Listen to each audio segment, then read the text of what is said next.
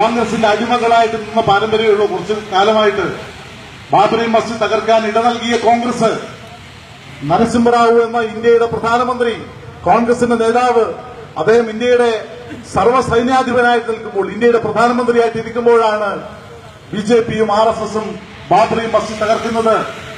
ആ ബാബറി മസ്ജിദ് തകർത്ത ഘട്ടത്തിൽ കോൺഗ്രസ് ഗവൺമെന്റ് ഒന്നും ചെയ്തില്ല.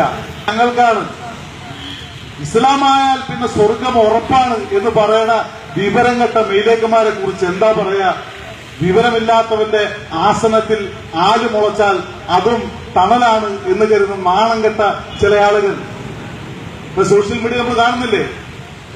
മുസ്ലിമാണോ, മുസ്ലിം ലീഗായാൽ പിന്നെ സ്വർഗം ഉറപ്പാണ് എന്നാണ്, സ്വർഗം ഉറപ്പാണ് എന്നാണ്. അതേ മുസ്ലിം ലീഗാണ് ബാബറി മസ്ജിദ് തകർത്തപ്പോ ഒരക്ഷരം ഉരിയാടാതെ നരസിംഹറാവു ഗവൺമെന്റിന് പിന്തുണ കൊടുത്തത് എന്ന് നമ്മൾ ആരും മറക്കരുത്. ആ തരത്തിൽ ഈ നാട്ടിലെ ജനങ്ങളെ വഞ്ചിക്കുന്ന കപട രാഷ്ട്രീയത്തിന്റെ കോൺഗ്രസിന്റെയും മുസ്ലിം ലീഗിന്റെയും നെറുകേടുകൾക്കെതിരായിട്ട് ശക്തമായി പ്രതികരിച്ചുകൊണ്ടാണ് ഈ നാട് മുന്നോട്ട് പോയത്. ഏറ്റവും വലിയ ദേഷ്യം എന്നോടാണ്. സ്വകാര്യമായിട്ട് പ്രചരിപ്പിക്കുന്നുണ്ട്, സ്വകാര്യമായി പ്രചരിപ്പിക്കുന്നു. MLA അയാളെ തകർക്കുക, ആക്ഷേപിക്കുക, അപവാദ പ്രചരണം നടക്കുക. ഇപ്പോഴും മാത്രമല്ല, കഴിഞ്ഞ 3 തെരഞ്ഞെടുപ്പിലും ഈ ആക്ഷേപങ്ങൾ തുടർന്നില്ലേ?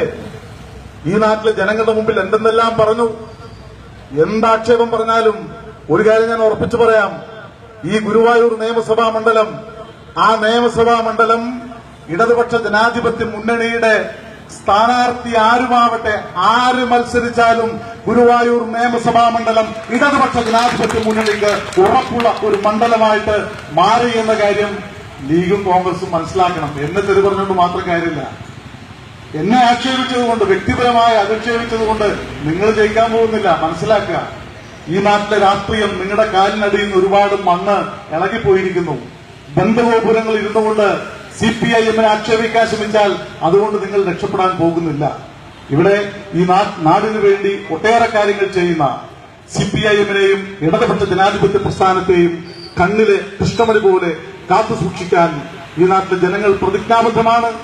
എന്തെല്ലാം അപവാദ പ്രചരണം നടത്തിയാലും ചുവന്ന കൊടിയുടെ പ്രസ്ഥാനം ഈ നാടിന്റെ സാമൂഹ്യ ജീവിതത്തിൽ നൽകിയ വിലപ്പെട്ട സംഭാവനകൾ ആർക്കും വിസ്മരിക്കാനാവില്ല. അതുകൊണ്ട് ഈ ജനമുന്നേറ്റ പ്രചാരണ പരിപാടിക്ക് നിങ്ങൾ മുഴുവൻ ആളുകളുടെയും പിന്തുണ ഉണ്ടാകണമെന്ന് ഒരിക്കൽ കൂടി അഭ്യർത്ഥിച്ചുകൊണ്ട് ഇവിടെ നൽകിയ നട്ടുച്ചയ്ക്കും നിശ്ചയിച്ച സമയത്തിനേക്കാൾ 1.5 മണിക്കൂർ ഇവിടെ എത്തിയിട്ടും ഈ ജാഥയ്ക്ക് ഊഷ്മളമായ വരവേൽപ്പ് നൽകിയ നിങ്ങൾ ഓരോരുത്തരോടുമുള്ള നന്ദി പ്രകാശിപ്പിച്ചുകൊണ്ട് നിർത്തുന്നു. അഭിവാദനങ്ങൾ.